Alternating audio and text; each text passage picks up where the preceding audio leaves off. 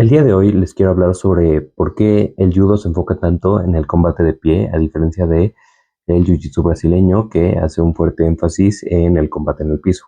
Aunque el Brazilian Jiu-Jitsu y el judo vienen del mismo origen, o más bien el jiu-jitsu brasileño viene del judo, han divergido en la manera en la que se llevan a cabo los combates en competencia.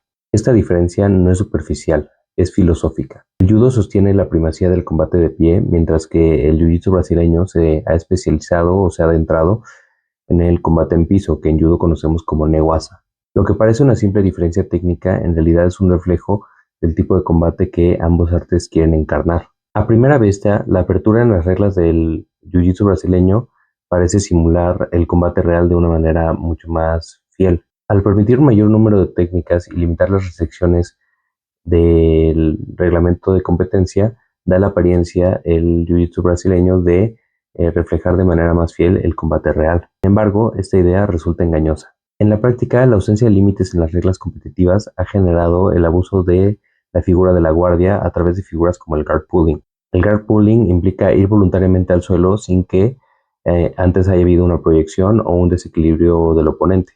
Aunque esta práctica es eficaz dentro del marco de la competencia deportiva, difícilmente se justifica dentro de la lógica del Shinken Shobu. El Shinken Shobu es un término japonés que se refiere al combate real. En este contexto, cada acción debe considerar el peligro o la posibilidad de que existan varios atacantes. Ir al suelo por elección es una adaptación a las reglas competitivas más que a la realidad del combate real. Aunque el jiu-jitsu brasileño suele presentar la guardia como una posición neutral, la realidad es que es una posición de debilidad en relación con tu oponente que no se sostiene en ambientes mucho más combativos. Formatos más competitivos en los que se incorporan golpes como lo son las artes marciales mixtas con la UFC y ONE han demostrado que la guardia no es una posición neutral y que el guard pulling es una práctica que no suele ser también recompensada en estos ambientes competitivos. La introducción del striking cambia completamente la jugada, revelando limitaciones que el reglamento del jiu-jitsu brasileño oculta. Fue precisamente este riesgo el que Jigoro Kano, el fundador del judo, supo identificar.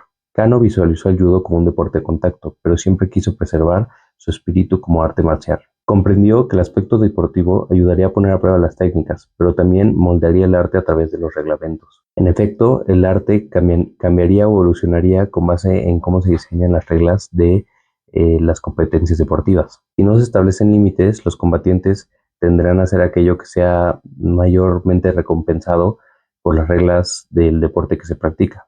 Esto, aunque se aleje de la realidad combativa. La aparición de estrategias centradas en el suelo en los primeros años del judo, mucho antes de que apareciera el jiu-jitsu brasileño, demuestran que esta tendencia es resultado de los incentivos de la competencia. Esta preocupación de Jigoro Kano fue compartida por algunos de sus alumnos, Kenji Tomiki. Al ver la tendencia creciente hacia el newaza o combate en el piso, Tomiki advirtió que el judo se encontraba en riesgo de perder su espíritu combativo o su espíritu de budo. En una carta escrita en 1920, Tomiki relata el caso de un enfrentamiento de dos escuelas en la que prevaleció el equipo de judokas que era menos experimentado porque basaron su estrategia en combate en el piso. Para Tomiki, aquello no representaba una verdadera superioridad técnica. Era una señal de que las reglas empezaban a favorecer estrategias que se alejaban del espíritu combativo del arte marcial. En un auténtico Shinken Shobu, esos atajos no serían suficientes. La respuesta de Kano no fue rechazar el trabajo en el piso o el newaza, sino que fue domarlo por medio del reglamento. Colocó el combate de pie al centro del judo, asegurando que el movimiento,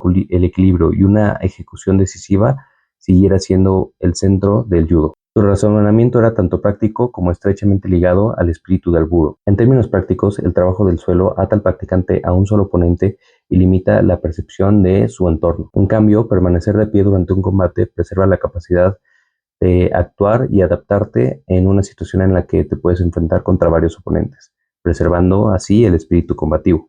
En un nivel más profundo, Kano rechazaba la reducción al combate a un enredo duradero de dos personas. Su afirmación de que el ser humano está hecho para caminar y no para arrastrarse refleja su pensamiento. Expresa la necesidad de que el judo conserve su dignidad, dinamismo y claridad en la acción. Sin embargo, sería un error concluir que las reglas del judo han resuelto todos los problemas de manera definitiva. Las reglas actuales también son imperfectas y generan sus propias distorsiones. Una de las más evidentes es la práctica de ponerse inmediatamente en una posición defensiva, conocida como posición de tortuga, en el momento en el que el combate transiciona a Neguasa, para forzar así que el árbitro diga mate y continuar el combate de pie. Aunque esta práctica es tácticamente razonable dentro del marco competitivo, al igual que el guard pulling en el Brazilian Jiu-Jitsu, se aleja de la realidad combativa y por lo tanto del espíritu del budo y del judo como arte marcial. Sin duda, el turtling es una negación del neguasa. No es una respuesta técnica al trabajo en el suelo, sino que es una negación de él. Y esa evasión, paradójicamente, también se aleja del espíritu combativo del Shinken Shobu,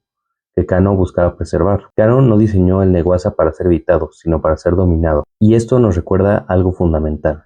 Como judokas no podemos olvidar el trabajo en neguasa.